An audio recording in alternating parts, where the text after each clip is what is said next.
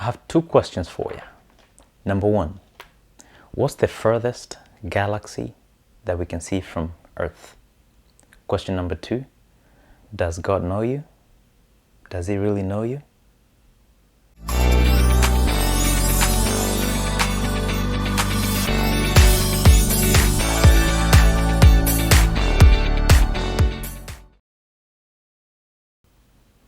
Welcome to Some Sunday. Great to have you back. My name is Simon Kinuthia. Glad to have you today.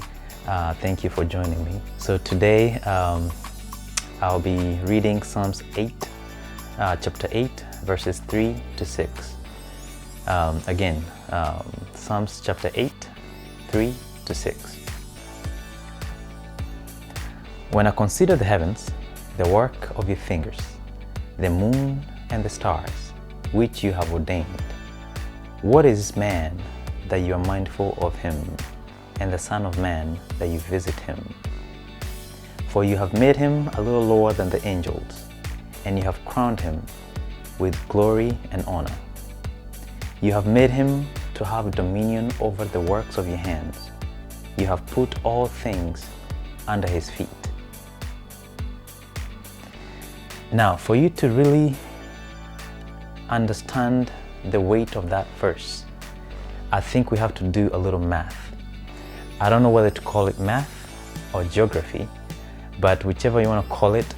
So let's just do a little exercise, and then we'll read that scripture again for you to really understand what the writer really meant when he wrote those verses. So how far is the sun from Earth? So the sun is about 93 miles from the Earth. So that's roughly about 149 million kilometers.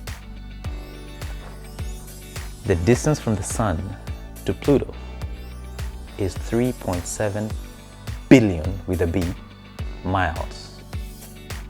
We together? Please pay attention. I know I'm gonna lose you in a few seconds, and that's okay. There's no quiz after this, I promise. I know I'm gonna lose you in a second, but I'm trying to make a point, so pay attention. So again, the distance from Earth to the Sun, 93 million miles.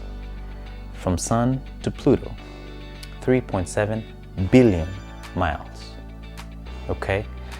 Now, if you had to go from the Sun to Pluto, it would take you a long time. The only thing that travels pretty fast is light. Light travels at roughly 186,000 miles per second. So that's the speed of light. Okay? Speed of light, 186,000 miles per second.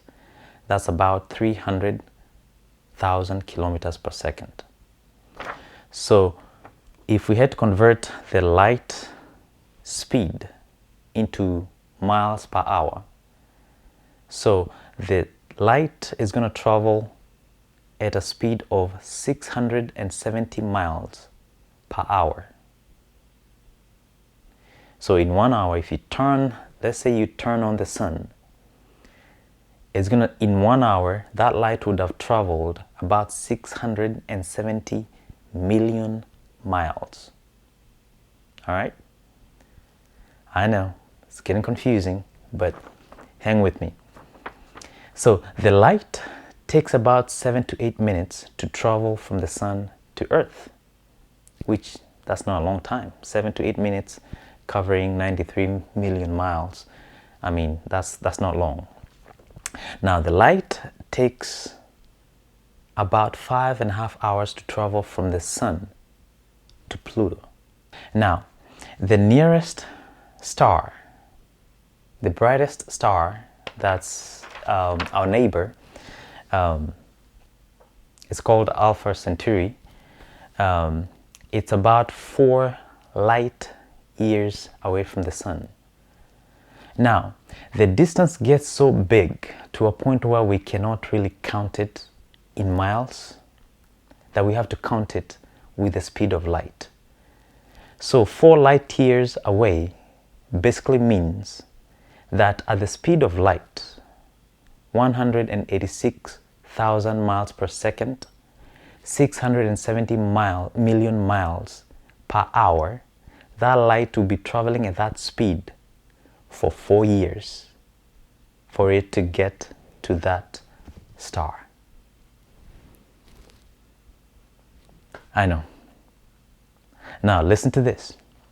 The furthest object we've been able to observe from Earth, it's a galaxy. I'm not even going to tell you the name, but get this. It's 13.4 billion light years away from us. That means the light going at 670 million miles per hour, traveling for 13.4 billion years.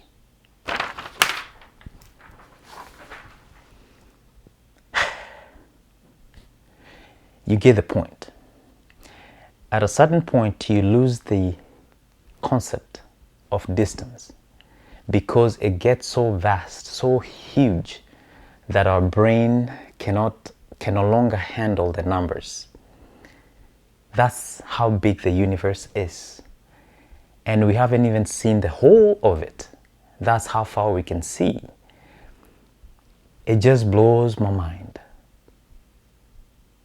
Now, with that in mind, how big the universe is, how vast it is, I want us to read this scripture again and then try to capture what this scripture really means. All right, here we go.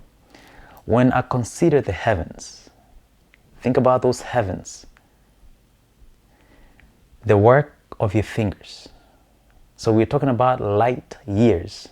We're talking about billion of light years. And the Bible tells us that's the work of his fingers. How big is our God? Think about it. Okay, let me read it. When I consider your heavens, the work of your fingers, the moon, the stars, the galaxies, the planets, all those things which you have ordained, what is man that you're mindful of him? And the Son of Man that you visit him? For you have made him a little lower than the angels, and you have crowned him with glory and honor. You have made him to have dominion over the works of your hands. You have put all things under his feet. It's crazy when you think about it. So when you look at verse 4, it says, what is man that you're mindful of him? What is man that you're mindful of him? Considering that God has created all these planets, the stars, billions and billions and billions of stars, the moons, all the planets, all the clouds. I mean, if you look at space, if you look at NASA website, you can just see the magnificence of space. And it's so huge that our brains cannot really capture how big it is. It's very hard to understand how big it is. But our God is bigger. But the Bible tells us that God cares about you so much that David here was asking, what is a man that you're mindful of him? What is a man that you're mindful of him? That God cares about you so much. It's like he doesn't really care about all these other creations, all these bright stars, the moons, all the space. He doesn't care about all that. But he has put his focus on you and me. And then it continues to say, for you have made him a little lower than the angels, and you have crowned him with glory and honor.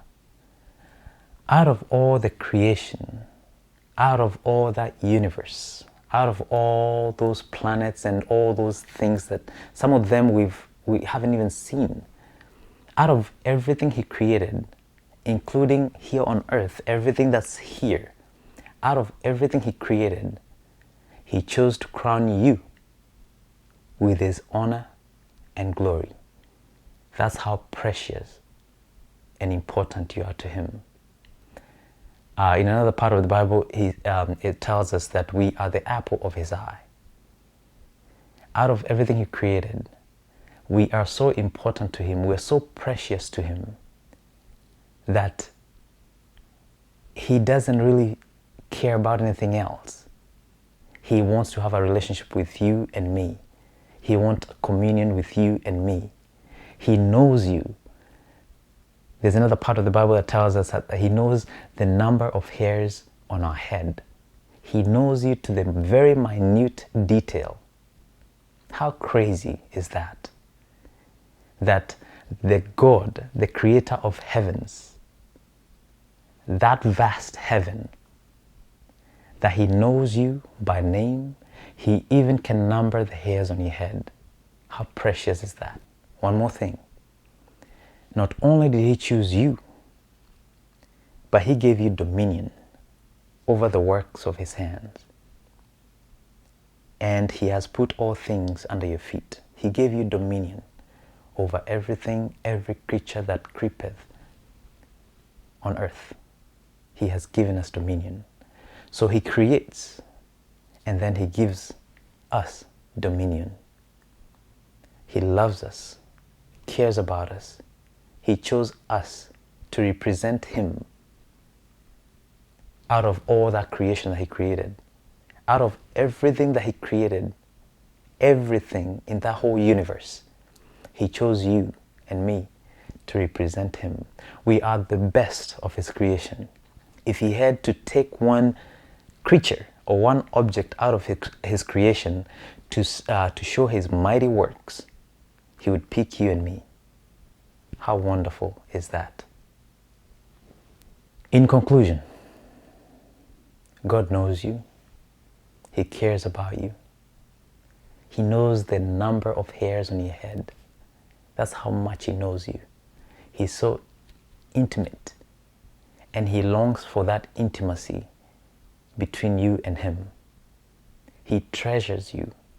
You are a treasure to him. You're precious to him. You matter to him. So I hope today someone will be encouraged and someone will be reminded of how precious, how important you are to God. I hope you've been blessed. Thank you.